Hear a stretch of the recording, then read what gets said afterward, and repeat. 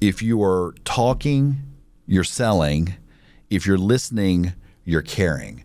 And I say that, and it really resonates, I think, with a lot of people in the admissions team, because they have to ask a question and then listen. They have to listen more than they talk. And I think that inadvertently, they think in the admissions role that they have to talk, and tell about the program and talk about Equine and talk about DBT and talk about CBT. And it's like way over that first-time caller's head. Making the distinction between they're telling somebody about the program. They're telling, and they think they're selling. But the reality is the selling is the listening and then responding to what the caller is giving you. Hey everyone, welcome back to MasterMined. I'm your host, Mark Scrivner, and as always, I'm joined by my fabulous co-host, Jeff Skillen. Welcome to the show today. Well, hey, Mark. Good to see you. How are you doing, man? I'm doing great. It's been a while since this guy's been in the. I know. I had to announce Lee last, just because it has been forever. It seems like. Well, for the audience that's listening, this morning when I walked into the Snapshot headquarters, I introduced myself to Mark because I wasn't sure he remembered me. I hope you had a great vacation, though. Yeah, it was time off, man. It was a great vacation, and then we got to go see our youngest son out in Arizona, and then I got to go see one of my long-term clients down in Florida. So that's why my ears are still stuffed up. I was telling Matthew, when you go from Arizona you go England, Arizona, Florida, it's like my head doesn't know, like, okay, what's the humidity level supposed to be in here? Well, hopefully you can make it through the show today. Yes. Yeah, well, this is going to be an exciting one. So appreciate you guys being here. Let's go ahead and get it kicked off. Today we're going to be talking about a common mistake in behavioral health, marketing and growth. It's when leads start to shrink, and is it an admissions process problem or is it a marketing problem? And I think a lot of treatment center executives, they may blame it on one or the other, and today we're going to demystify that. So I appreciate your guys' insight on this. I like to think about it like this, Mark. So take it out of our industry for just a moment, and this is the classic conversation between, let's say, engineering and sales. Okay, so it's like within any company. So engineering is like, hey, why don't you sell what we make? And then the marketing team is, why don't you make something we can sell? And then this conversation is like right at the intersection of those 2 points. Yeah. Well, Lee, we're going to kick it off with you, man. Sure. Why do so many behavioral health leaders get it wrong on just when leads start to drop? Well, from my perspective, I think it's because they're making decisions subjectively, or they're making decisions with very little data. And so that's one of the first things. I know Jeff follows a similar process. I like to go in and say, okay, let's get all these data points down. And usually people they get really surprised when I'm not talking about 3 or 4 data points. I'm talking about 40 or 50 data points. And when you can put all that into one, I like to go old school, even having one spreadsheet. All of a sudden now we're looking at all these different elements and the percentages and the statistics, and we can now start to make rational decisions. And when we make those decisions, we can track them bi-weekly, bi-monthly, and we can see what the impact is, either positive or negative. And I think for a lot of companies, they just don't I think it makes sense to them. They just don't know where to start, and they might not have the right teams in place that want to kind of just dig in. And I don't think you have to spend hours and hours of your day doing this, but I think if you can figure out how to start making rational, data-driven decisions, all of a sudden it's going to really change your perspective on where the potential leakage might be. Yeah, that's a great point, Lee. Just in your experience tracking down this same topic, how often is the real issue a conversion issue versus a marketing issue? Well, I think what I would say is usually when people call, like Jeff and I, they'll be like, oh, I've got an admissions problem, or I've got a digital marketing problem, or I've got a business development problem. And I can say pretty much without fail, once I go in, do the full analysis, it's not 100% what they called me about thinking. It's not just the admissions team or the digital marketing or the agency they're working with or the BD reps they have. It's usually some combination, and their percentages will differ. But I think that once we kind of unravel and unveil for them and show them here is what's going on, I like the term leakage because I think that that's where we start to see is that you have leakage in a number of areas, and it's not just, oh, I've got this one singular problem. If I can fix that one thing, it'll solve it all. Yeah, Jeff. Well, going to you, man. What are the early signs in like an admissions where there's a problem in the admissions program for like a bottleneck? Well, I'm going to bounce off of what Lee said, which is, and this is going to be a consistent theme for me. Do you know your numbers? And then it's like, what numbers? That's when you start to open up the conversation in terms of the numbers that you need to know to actually figure out where the hole in the bucket is, so to speak. Lee talks about the leakage. So the other thing is when it comes to the way you phrase the question, the idea is that the challenge is always on the admissions team. And frankly, that's the easiest thing to point to. And you need to start from a standpoint of saying, okay, what is it we're trying to solve for? Are we trying to solve for more admissions, or are we looking at our overall census? And then if you're looking at your overall census, is like, are you actually, you got to look at your AMAs, you've got to look at your early discharges. Are people staying the full length that you're expecting them to stay? And then you're just expecting the admissions team to catch up for, you're losing people out the back door, right? So again, if you know your numbers, if you can limit it to, all right, what's the, that it comes back upstream to the admission side. All right. So then the first question obviously is what's their conversion rate? Yeah. And then that opens up a whole conversation of conversion rate from what?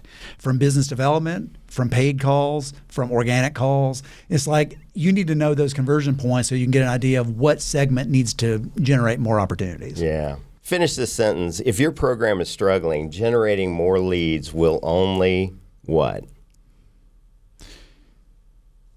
It will only generate more problems for you if you don't have a diagnosis for where the problems exist. Yeah. Well, you talked about numbers, and I guess what are the important numbers that a CEO should be looking at to determine like it's not a marketing problem? When you say it's not a marketing problem, you mean like a lead generation, lead problem? Generation. Well, I think you need to take a look at. I'm going to start with the conversion rate, and I'm going to conversion rate by channel. Okay, and then we'll eventually, we'll get into more of the metrics that we should look at. But you need to take a look at over time, over months, over quarters, over years. Has that conversion rate stayed consistent, or has it improved? And so, like, depending upon your program, that number should, have variance within, say, 5%, up or down. But if you see a drop anywhere larger than 5%, then you're starting to recognize that you've got to, you need to maybe do some training or do some analysis within your admissions team and see what's going on. The other thing that a lot of people don't think about is, am I staffed appropriately? Do I actually have enough people to field the number of leads that are coming in? Are we, am I asking too much from a smaller group of people?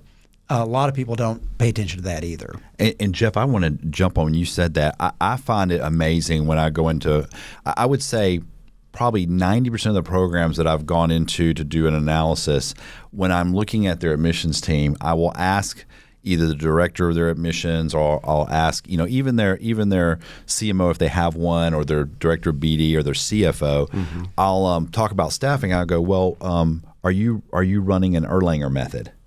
And they'll be like, what is that? And it's a very old calculation that will show you missed calls and how you need to staff. And almost all of the phone systems today, do all this built into the phone system. Right. Yeah. And I'm always surprised at how we put people in these positions that don't have that training or even the interest in wanting to learn, the craft of not only managing an admissions team from more of the motivational interviewing perspective, but also the operational perspective. Right. Because it's not that difficult. This is not rocket science. Jeff and I don't have degrees, that are scientifically backed. Yeah, right. You don't have to hire, but we've always had this interest and this passion in trying to make sure we understand the craft. And so I think that I think we're going to get into that either in this episode or later. But you want to have people that are trainable, and that's going to be from an MI perspective and a motivational interviewing, sales perspective, and then also an operational perspective. Well, we'll go ahead and dig into it. You guys both do a lot of training in the admissions programs, and just I guess as we go into this, like, what is something that like leadership may miss when they're focused on like lead generation versus like looking at the admissions team performance? Well, Jeff, if you don't mind, I'll jump in on this. It's training for me. Yeah. And I find that the vast majority do not have a formalized training process. Yeah. And whether you work with in a coaching scenario with like Jeff or myself, or if you do like back in the day at Foundations, Jeff, like we used to even bring in interventionists. Once a month to do lunch and learns. And we'd have Ken and Eric come in, or John Southworth come in, and they would sit, just for an hour during lunch, and we'd bring in food and let the admissions team, hit them with questions and stuff. Or having your clinical team. I'm always surprised at how we've got these amazing clinicians. Why are they not in the admissions center at least once a month doing some type of CE event or a lunch and learn just for them? I'm always fascinated at how in sports, we have all the coaching in the world. Like, my sons both played, soccer and football. And, oh my goodness, 4 and 5 coaches, but then we get to like the admissions team and, we don't have an identified coach, or mentor. It's really fascinating. It's very costly too. Jeff, going to you, like what's one of the more costly mistakes you see today, programs making today with the admissions? I've got to go where Lee went. Lack of training. It's like, so you've made the investment. It is a significant investment to then hire someone. And then you're the front door of a program. You're going to be, when that phone call comes in or that it's like, that is literally one of the most important roles. And we put some of our least experienced people into that position. So why would we do that? So I believe that, those people need to go through a rigorous training process for days, weeks before you actually put them in that position to then generate that opportunity. But I see time and time again, people are just like, well, let's just throw them on the phones. Let's just see what they can do. Yeah. And it's just wildly inefficient. Yeah. Do you see that where the breakdown is typically in the training, or is it in the scripting, response time, technology? Like, is it all revolve around training, or do you see other bigger issues too? It's kind of all the above. It's no one thing that I think people have to address. You have to look at, the admissions process and the admissions team holistically. Do they have the tools they need to be successful? Maybe you do, maybe you don't. Are you up to date and up to speed with all the latest technologies that are available to you? I bet you're not, because this space is rapidly evolving. Yeah. And the data that Lee talks about, it's like, it's not difficult to get. It's really not difficult to get. But then, do you know how to read it, and do you know what changes to make based upon what those indicators are? I think that once you start with when you start with the data, and generally you have to start out at a team level, and then over a few months period of time you'll start breaking it down to individuals. So now you can have your team conversion goal as an example by channel, but at some point you'll be able to break that down by individual. And it's not to ding people or to try to get people in trouble. It's to try to identify like where there's some opportunities for growth for them. So some people I've found are really skilled at asking for money. And that's where a lot of programs who are dependent on commercial insurance, they want to move more into collecting, more upfront so they can have a better treatment experience, really fail. It's because they assume that everybody's going to ask for payment at the same level, and they don't. And it's because they haven't trained them and given them some voice on how to get comfortable asking. It's the same thing. You might have somebody that's really good at booking travel or talking about all these little. There's nuances, and I think sometimes we think we hire an admissions person, they're all the same. And it's not. They're wildly individual, and they all have strengths and weaknesses. And if you don't have somebody that's helping identify both of those, it's hard to bring the whole team up. How often, Lee, do you see that like poor leads are the symptom of like a broken marketing process. We were talking about this off camera. I'm going to use the example I did at a Super Bowl commercial. So I'm not a big believer in poor leads because I feel like for most programs, and most programs I work with, are commercial insurance driven or self pay. But there is no in my mind no poor lead because you can do something with everything because the lead is somebody in crisis. They're needing help, and helping that person is not just giving them Samsha's phone number, which I hear a lot. That's not helping. And so the example I'll give is like this is back in 2010 or 2011 during the Super Bowl that year. One of the Florida markets inadvertently transposed an 800 number to call Domino's to order pizza during that commercial, and they had a phone number ringing our call center.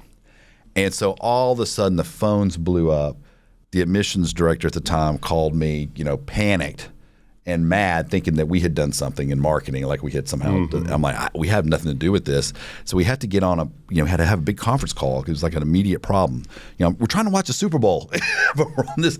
And Rob Wagner is on the call, and Rob just he came from a clinical background, LCSW, and he just said, well, if they're calling in to order pizza and they're getting our admission center, you need to explain to them that we're not Domino's, that we're Foundations Recovery Network, and we run a series of treatment centers in America. Do you know anybody that needs help? I thought, thank you.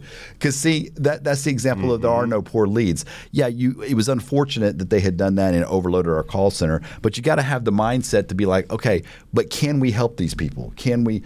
And I love telling that story to all of my clients so that they kind of level sets that let's get out of this high quality, poor quality market.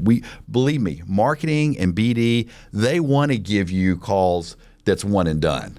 They want to get there. It's hard to do, but that's what they're not on purpose trying to give you poor leads, so to speak. Yeah. Mark, when you asked that question, I'll tell you what immediately came to mind, and I love that story, Lee, about poor leads or bad leads. It just makes me think about both of you guys have trained dogs, right? Do you know what they say? There's no such thing as a bad dog, only a bad owner.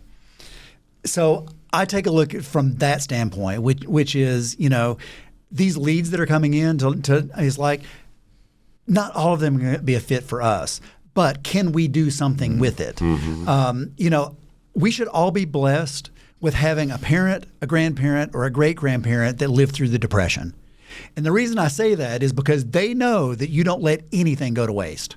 I'm talking about the person in the house that reuses the aluminum foil. Yes. It's like, Lee, I don't know if you have that experience, or Mark, you had that experience, but it's like they don't let anything go to waste. So if we generate an inbound lead or generate an inbound call from our marketing, if it's not a slam dunk right out of the gate, what do you think that parent, grandparent, or great-grandparent would do? They would figure out some way to make use of it. So it's like, could this be something that we refer out? We don't take Medicaid, but I know a Medicaid program down the road that I want to refer this to. Not only am I helping the caller, but eventually that Medicaid program is going to have someone with commercial insurance that's going to come back to me. Great point. So yeah. I'm really big on, know how to use your leftovers. Literally let nothing go to waste. Yes, let nothing go to waste. Yeah. Well, let's talk a little bit about like responsiveness. And, the first 5 minutes of an engagement, is where a lot of deals are either landed or lost. I guess how critical is it in that first, few minutes of a call that's, gonna get a family member to want to go with that program? Well, I think the first interaction should sound like, well, tell me what's going on or what prompted your call today. Can I interrupt you just for 1 second? Yeah. Because I know where you're going to go. It's going to be awesome. Yeah. You've read my book. I've read your book. The reason I wanted to stop you is because I can't tell you how many times I'll call a program, and do you know what I hear? For admissions, press 1. For accounts payable, press 2. It's like, for crying out loud, you're not a water utility. You're not an electric company. And so that auto attendant, if you have an auto attendant, you should think about getting rid of that auto attendant right away. Because, you're not even getting an opportunity Yeah. at that point, because it's like, if I'm in crisis or I have a family member in crisis, am I really going to sit there and think, oh, I'm going to wait for what's available in option 4? No, it's like I need to speak to an empathetic human as quickly as possible. Yeah. And if all of your empathetic humans are busy, there needs to be something that can triage that call that doesn't sound like I'm, forcing me to make a decision about what department I want to speak to. Anyway, sorry. No, I totally agree with that, Jeff. Absolutely. I think I took you off your track. No. Well, I was just going through this with one of my clients, recently, where they've had an awful auto attendant, and the auto attendant would only come on if the admissions team was busy, but they've now taken that completely away, thank goodness, and they have they have a receptionist that is now doing amazing and is so friendly and warm. Even if you're wanting medical records, or transportation or medical, you still want to be friendly and be known as that program that's so friendly, and has a live person. Right. But anyway, I think that when the first, once you get through and you actually have that live person, I think that a lot of times I have this quote that I came up with, that if you are talking, you're selling. If you're listening, you're caring. And I say that, and it really resonates, I think, with a lot of people in the admissions team, because they have to ask a question and then listen. They have to listen more than they talk. And I think that inadvertently, they think in the admissions role that they have to talk, and tell about the program, and talk about equine, and talk about DBT, and talk about CBT. And it's like way over that first-time caller's head. And especially if you're a family member who's calling on behalf of somebody, or somebody in active addiction who might be actively using it on that call. Like, we have got to ask the question, sit back and listen. We'll gather so much demographic information just from letting them talk versus doing the checklist. I think Jeff, you call it the checklist mentality, and we have to get away from that and make sure that admissions teams use technology to know what their talk time is, because that's one of the first things I run. I want to look at the average talk time. And I would say invariably for the programs that reach out to me, that's one of the first metrics that I pull in every single time. Their admissions team is talking over 50%. And that tells me right there that they're selling versus listening, because you have to listen first so that you can consider an option and then make a recommendation. But a lot of times there's pressure to make that recommendation in the first 5 minutes. How can you do that if you don't know if they're a good clinical fit yet? Yeah. One of the things that I like to say to admissions teams, when there's a fine line, and this is a little bit more of an art than a science, and this happens through practice and this happens through coaching. But I'll ask them, it's like, we'll listen to a phone call and I'll be like, are you telling or are you selling? And so making the distinction between, they're telling somebody about the program, they're telling, and they think they're selling. But the reality is the selling is the listening and then responding to what the caller is giving you. And so, sports analogy, it's like, you need to play the defense that's given to you as opposed to the defense that you wish you had. Yeah. Right? So whatever the caller gives you, you need to be adept enough to take that information and say, it sounds like this is going on. Would you like to hear some information about how to address that? You're still selling, but you're not telling them what to do at this point, right? So, there's a fine line of like pulling information and then spinning it back and just saying, and you're guiding as opposed to telling. Yeah. Well, I was going to ask, like, if an admissions team gets one thing right in the first few minutes of a call, what is it? Well, I would say it's creating that bond, which you can only generate if you're asking that question and listening.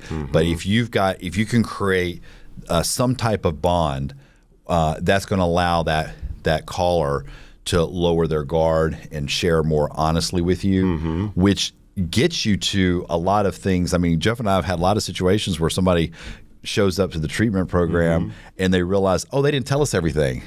Well, that may have been because we were running through it too quickly. Right. And we really didn't allow enough space to really dive down. And now you've got an AMA or an ACA or you've got a problem in the milieu. And so a lot of these things, I think, that happen operationally later in the admission can probably be tied back to a rushed process on the front end. I'm going to go back to how many times did the phone ring before you answered? Yeah. You know, it's, I mean, the reality of it is that the longer you sit and listen to the phone ring, trust is literally leaking out every second that goes by. And these days, with the number of call agents that are available to then pick up a call, it's not that difficult to reduce the number of missed calls. It just isn't.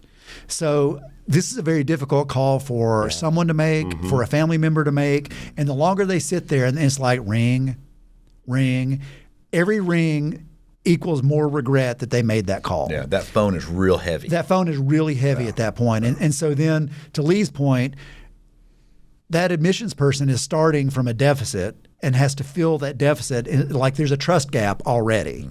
So what are you doing to address that trust gap? Well, you know, you better show up with all your empathy, and you better show up with a helper mentality. And a lot of times that's not what they get. What people get is, what's your name? What's your insurance policy?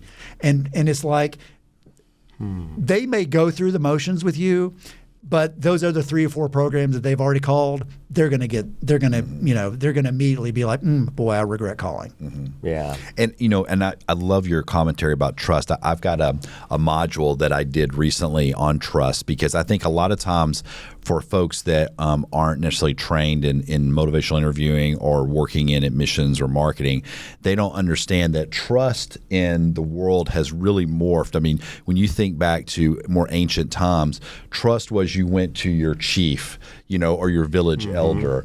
And then with the advent of the Industrial Revolution, trust started being moved to things like non-governmental entities, or even government or hospitals. You know, companies, like that was the trust. But now in our current modern society, trust has become very decentralized. And that's why people are discovering our programs, Right. not only in search, but now in AI.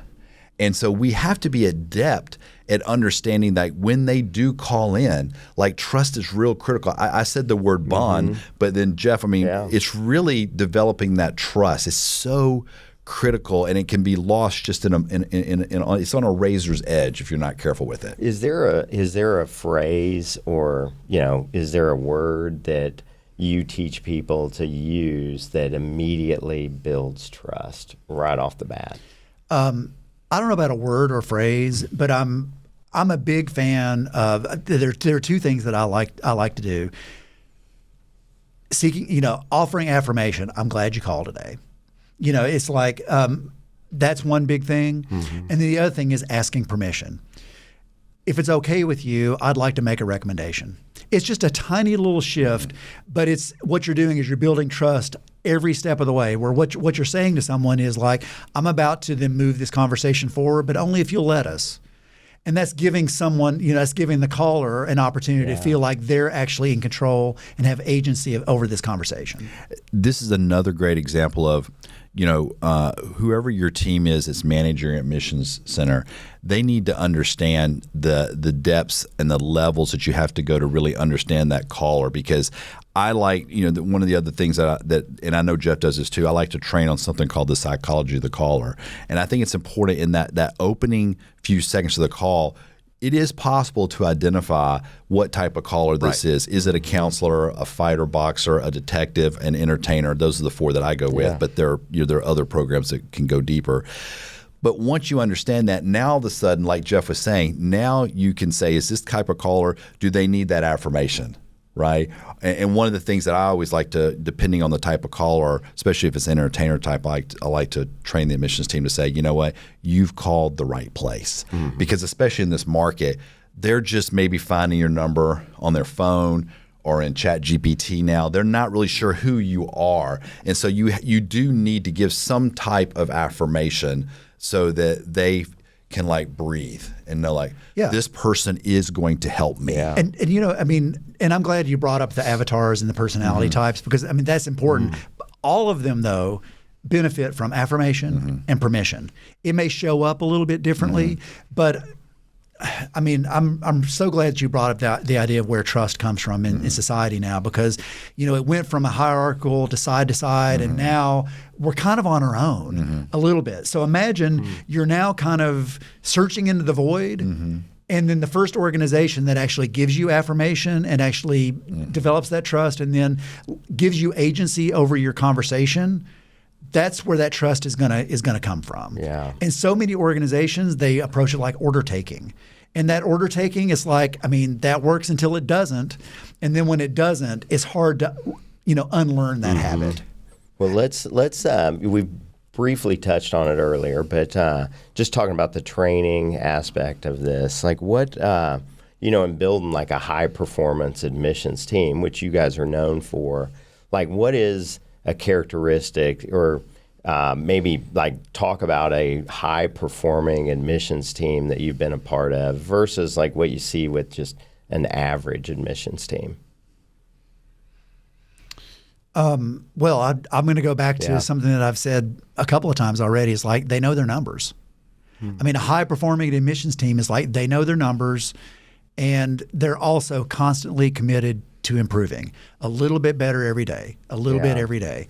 That's the DNA that a leader can put with a team, as opposed to like an average team. I hate to say it, it goes back to the there are no bad dogs.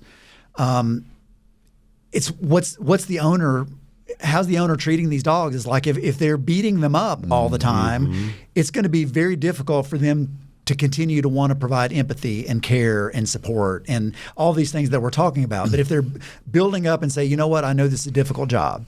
I'm going to make sure you have the tools in order to do it. I'm going to make sure you have the support in order to do it. And we're going to invest in you. And if we continue to invest in your growth, that helper that's inside you, we're going to feed the helper. We're going to feed that so that it continues to grow. That's how you lift a team from average to excellent. Yeah. I was going to add on, I think that a high-performing team is one that they go ahead and plan out what the training schedule is going to be, and you can do it for the whole year.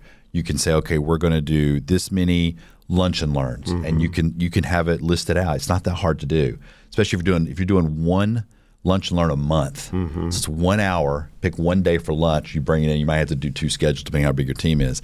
But you should go ahead and list that out. You should also then list out, okay, are you going to do training modules like I produce, on a monthly basis, or you're going to do it internally? But go ahead and list those out. Oh, we're going to talk about, the psychology of the call, or we're going to talk about how to start the call. We're going to talk about how to close the call. We're going to talk about travel. We're going to talk about specific programs. And then you need to go ahead and say, okay, and we're going to have one staff member. We're going to have the clinical director come in. We're going to have the equine therapist come in. And all of a sudden now, in a month, you might have 3 or 4 training opportunities. And when you will follow that kind of regimen and that kind of path, you're now lifting this team up. And what you'll find is that it's the same analogy that you and Jeff were talking about, like there are no bad dogs. You may determine that there are some people that just aren't cut out. This is not the right role for them. Right? Maybe they thought they wanted to talk to people on the phone, and maybe they'll move on to something else. But then all your other staff that's there, you've now trained them, and they feel that esprit de corps, and they're excited to come in and learn more. And I think I think it also ties in with the type of treatment programs we do, because most people, when they get sober, you're just not immediately cured, so to speak. Right. This is a lifelong endeavor. And so why do we not think about that for our own admissions team and training? Like, no, we want to keep investing and bringing these people along, just like in their personal recovery. Yeah. Like, to me, it just matches up so beautifully. Well, and I just want to bounce off of that, because not everybody's cut out for this role. I mean, admissions is a very challenging role, and I will say a lot of people are interested in it, but once they get into it, they realize it's not for them. So do your team a favor. And do that person a favor and just say, you know what, this is probably not your bag. Yeah, that's a good point. This is probably not your bag, and we'd like to deploy you in another situation. And the sooner you can determine that, the better. Not only for your team, but also for that individual. And Lee, you touched on this earlier, the importance of hiring the right people on this. Is there one skill that you see for high-performing admission person to have, and then how do you vet that out during an interview process? Well, I think sometimes we're a little rushed on the interview process. I think we tend to say, oh, well, this person graduated our program, I think they'll be great, or I heard this person was good, we'll just hire them. And I think you need to take a step back. One of the roles that I had early on in my career working for Ross Perot, I worked in recruiting. And so they trained us as recruiters to use something called behavioral team interviewing. And the quick example, and I think I have a part of this in my book, but the quick example is, I can ask you, Mark, in an interview, are you an honest person, Mark? And you're going to go, oh yes, I'm very honest. And then a lot of people just, okay, yeah, Mark's honest.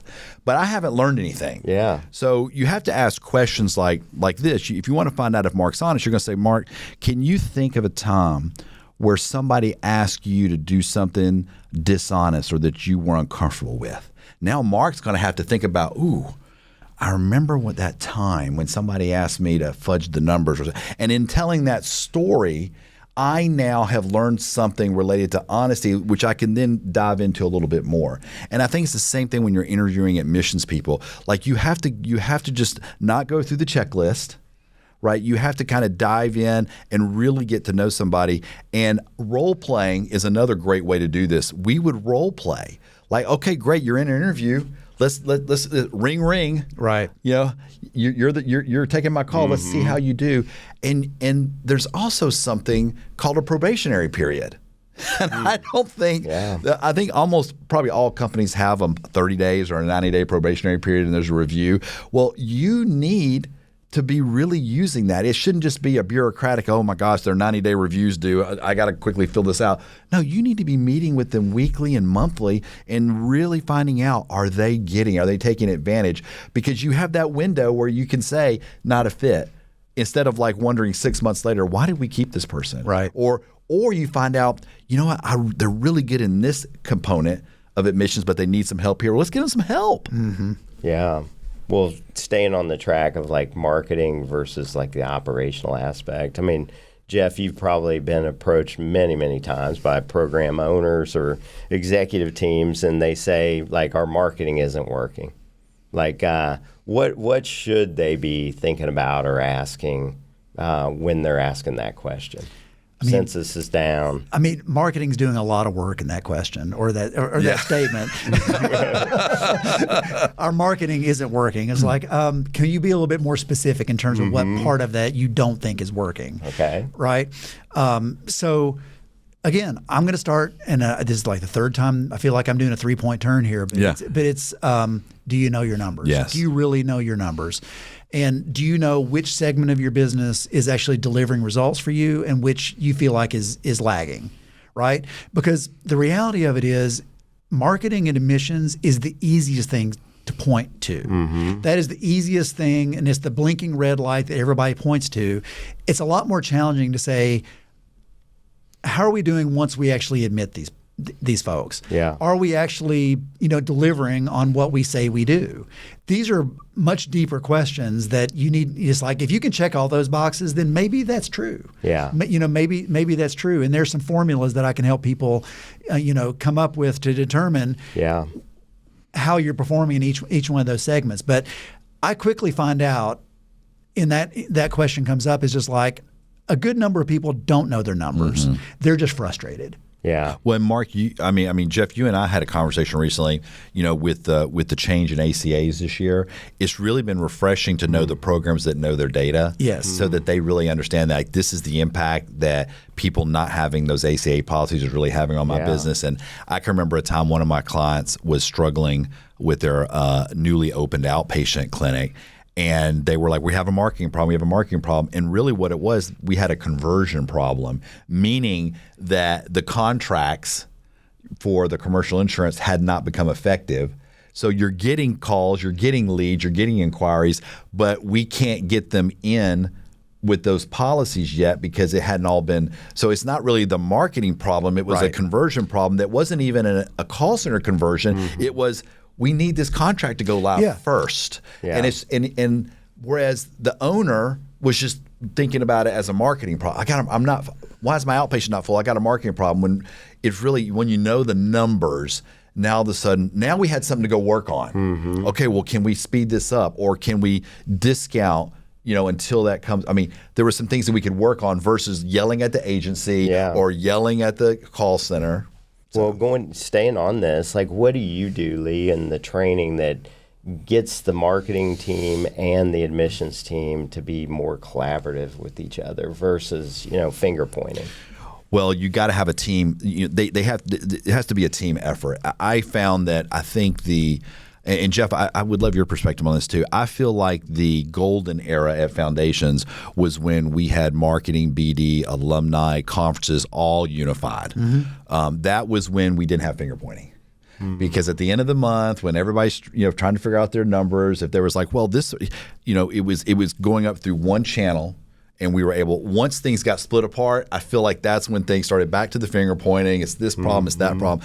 So I feel like you need to have a unified structure. Now, maybe you can't physically have a unified structure, but you can at least have regular meetings with the whole team. Yeah. Rob did a great job with us of walking our senior leadership team. We would do like quarterly books. And so, we did 5 dysfunctions of the team. Very helpful.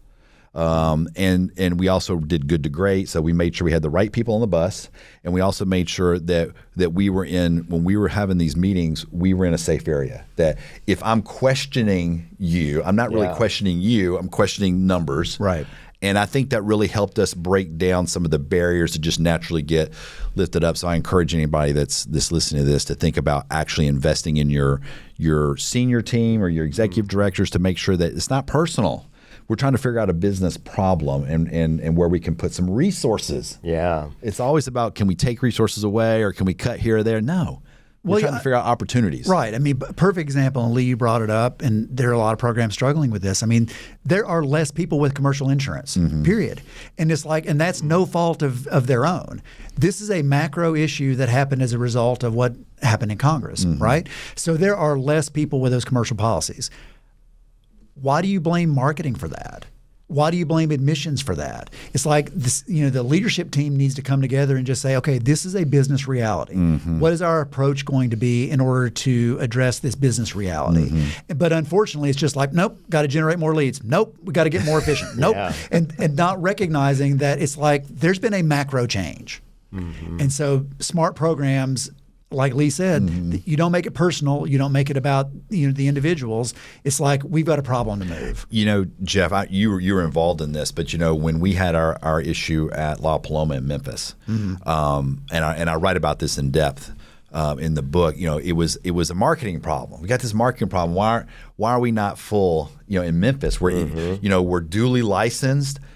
We've got all these contracts, and so we went over and we did a full, really in-depth analysis. I know Jeff was there, with me, and Sherry Carter, and what we came about with in 30 days, we had really built this whole presentation that we had a lot of other challenges that were more of the environmental challenge, and what that allowed us to do was to continue investing in our local resources. So we were being pushed at that time. We need to do more national marketing, And one of the funny things was I explained, okay, well, if you're going to get people from California to come in because they've got better insurance policies, they may want a swimming pool, which we didn't have. And so we had to explain that, okay, this is the competitive landscape. So once we were able to kind of explain it with numbers and rationale, all of a sudden it was like, oh, we ended up doing $1 million capital improvement campaign there. And the whole idea was no more U-turns. I remember Noah Ben Shia came up with that idea because we were getting people that would drive up and they would be like, "Is this safe? Is this clean? Is this let's turn around?" And once we made those changes, and Jeff helped us build a great music studio at the time, all of a sudden the census started improving because now we were giving the admissions team something to work with more. Our commercial payers, they were like coming for tours, and all the different groups that we were working with, they would come for tours, and I'd be like, wow, I could really see sending my patients there. So it's really having the structure and the team that can accept an analysis and real data. Unless we're going to spend money. Better to spend the $1 million at that time on capital improvement versus me just spending another $1 million in Google paid ads. I mean, to just put a finer point on it, I mean, it's like a lot of people are, I'm not going to say unwilling to look at the macro challenges. They're just so hyper fixated on, we've got to fix the marketing issue. We've got to fix the marketing issue. When a lot of times it is something in aggregate that needs to be considered and then readdressed. Yeah. And I think, this is an interesting perspective, Jeff. I don't know if you thought about this, but, I first met Jeff in digital music. Yep. And that's a great story, which I don't know if we'd cover. We'll do that another time. But I think that's the other interesting perspective. When you can bring a few people from outside of the industry, I think it helps kind of uncover things, because Jeff and I both worked in digital music, and we couldn't just sit there with our hands, on our hands, because all of a sudden back then, you had multiple MP3 players. You had Apple coming up with their iTunes. You had Microsoft on their DRM. Everything was changing, and we couldn't just sit still and go, well, why is my product not working? We had to innovate the product constantly. Lee, could you imagine? Okay, so could you imagine back in the day where it was just kind of like, well, if we only threw more money at marketing, it's like if we only threw more money at marketing, then our product would be amazing, right? And it's like, but we were constantly iterating the product. Yeah. And our industry and healthcare in general is really kind of slow to come around to like, what do we have to do to actually address the market? And it's like, what about the product might need to shift. And so that's a huge thing to be thinking about. Great points, fellas. And I mean, both of us Lee came from politics, I came from the music industry, and it's like, these are things that are changing daily, weekly. Yeah. And it's like, this industry doesn't change daily, weekly. That's a good thing. But you also have to take this macro, experience into account. Yeah, as we start to wrap up today, just appreciate all your guys' insight on this. Like, Lee, I'll end up with you, but just looking ahead like 3 to 5 years, how do you think admission strategies are going to evolve? I think that AI is going to play a much bigger role. And so I don't have the answer of what that looks like, but I think that programs have to be open to the possibility. And I don't think that there's going to be a big shift in, we can, lay off half our admissions team or anything like that. I think that AI can potentially help with maybe some of the missed calls, some of the auto dialer kind of stuff, or where you had to press 1 or 2. And then I also think AI can also potentially play a role in helping with some of the documentation that our admissions team is working on. Because if you've ever taken a phone call, you had your headset, a lot of times people are nervous about even typing in their CRM or their EHR because it's so fast. They'll end up writing on little yellow pads and sticky notes.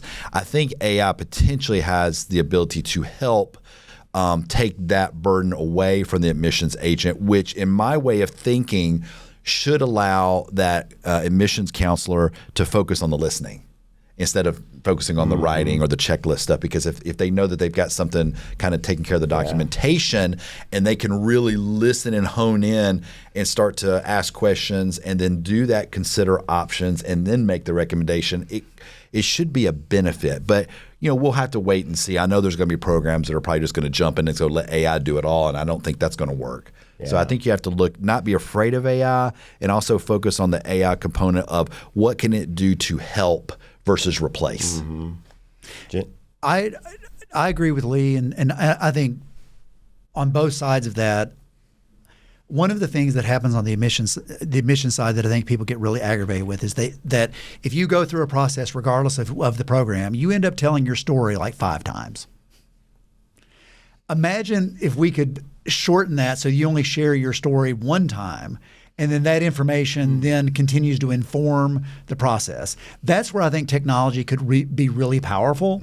And then, a reimagined admissions process, I can see a little bit more of a self-serve type approach, where it's like maybe people have a dashboard that sees, it's like I'm starting a process and then I can see where I am and what you need from me, and then so it feels like you have a little bit more control over it as opposed to, somebody else having control over me.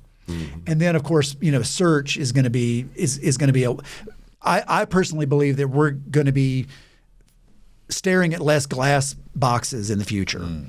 I think that there's going to be a new interface that we don't even know about yet that is going to then point us in directions, and it's going to give us options that we're not even aware of. So the idea of people staring into a glass screen right now, 5 years from now, I think that's going to change. Yeah.